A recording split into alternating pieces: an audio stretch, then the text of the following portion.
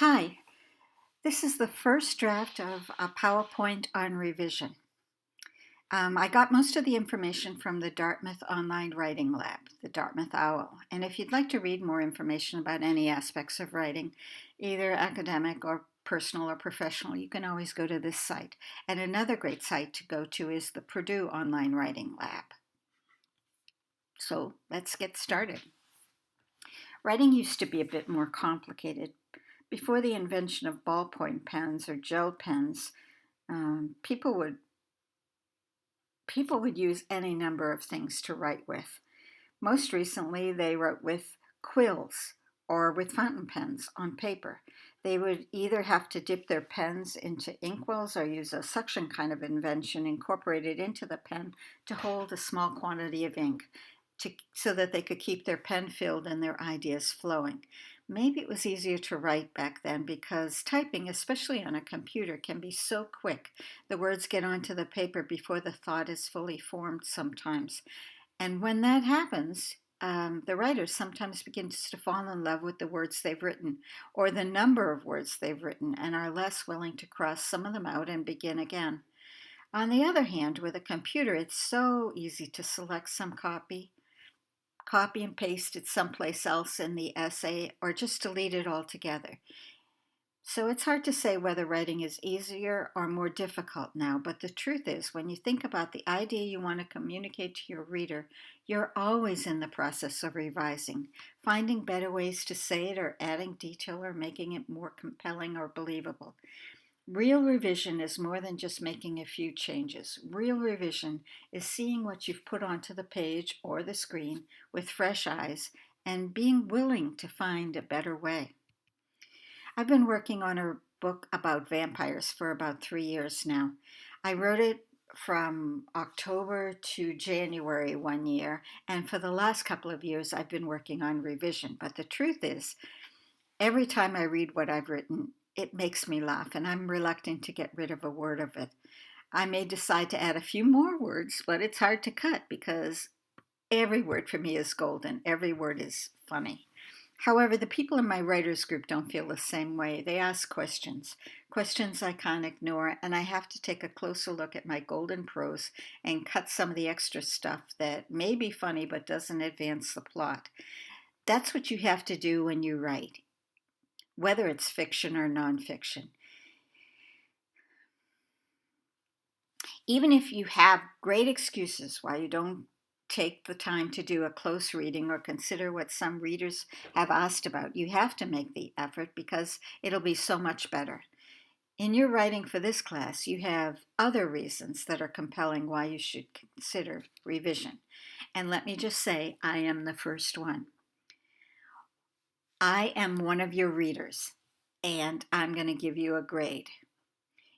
If I've read the paper before, if this is a second draft, count on the fact that I remember it.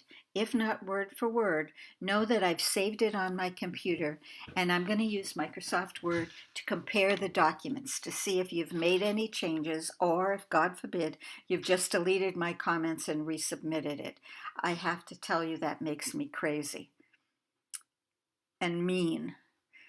So that's the first practical reason, and here are better reasons.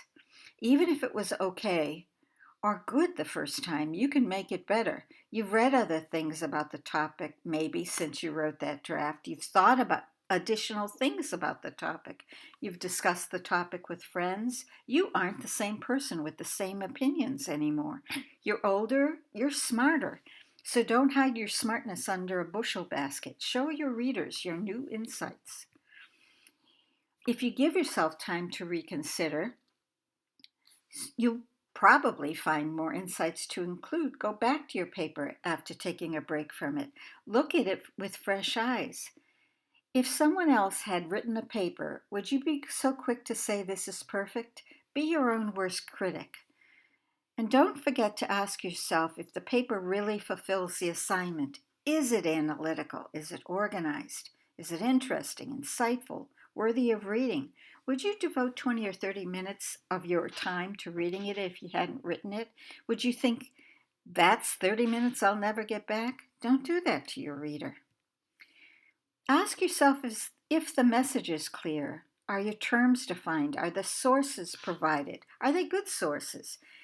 If you're one of the sources, have you established why you're credible on the topic? Think about the organization. Does it make sense? Where did you place your most important and second most important points? When you think about the geography of the paper, are all points given approximately the same amount of emphasis or space? If not, does that tell you that the point you just dropped in and offered just a sentence or two about is not worthy of including in the paper? If a point takes up almost the entire paper, is it really the paper and you should skip those minor points? Are your sources credible? I realize that everyone has a right to an opinion, and sometimes when you have really politically interested and active actors, you see their positions all over the place. Politicians love to have popular actors supporting them, but is the actor really a good source for the paper? If it's a paper on a medical issue, is that actor a good source even if he played a doctor on TV? The internet delivers so many sources. Consider why you selected the ones you did. Was it just because they popped up first? Don't do that. Help your reader understand why the information from the sources was included. Provide the analysis. Make sure they understand why your sources are so credible. So analysis is the process of breaking down an idea or an argument into its parts and evaluating. Have you done that, or are you only reporting? Provide the analysis. Show why it's worth reading your paper.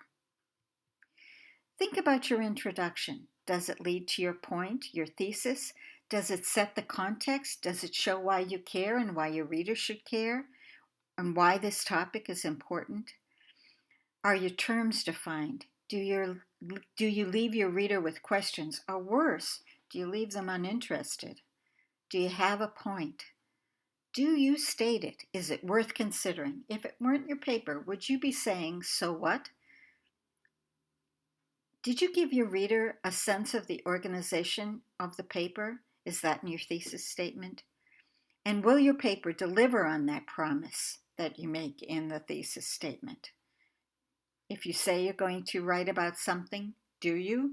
Or do you meander off and write about something else that captures your fancy somewhere between paragraphs 2 and 3? So make a plan, have a point, write your paper, take a break, outline your paper, evaluate what you really had to say, and then make a new plan and rewrite your paper so that it does. They say one topic to a paragraph. Have you done that? Does each paragraph support your thesis? Does each paragraph make a clear point and use evidence and analysis to clarify or support it? Do you have transitions? Do you go off on tangents? So what's your point? What's your point? What's your point? Do more than report. Make and support your point. And consider that not everyone who reads your paper thinks as you do or cares as much about the topic as you do. Make them want to continue to read your paper. As for your conclusion, remember it's not just restating of points. It's not a summary of the paper. It can be a call to action, or it can be a final point of analysis or an explanation of why it's important. Is it as compelling as your introduction was? Does it make your reader want to read other essays you write? Or does it make your reader dread reading future essays? Be engaged. Be engaging. Now analyze your work. Thanks. More PowerPoints on revision to follow.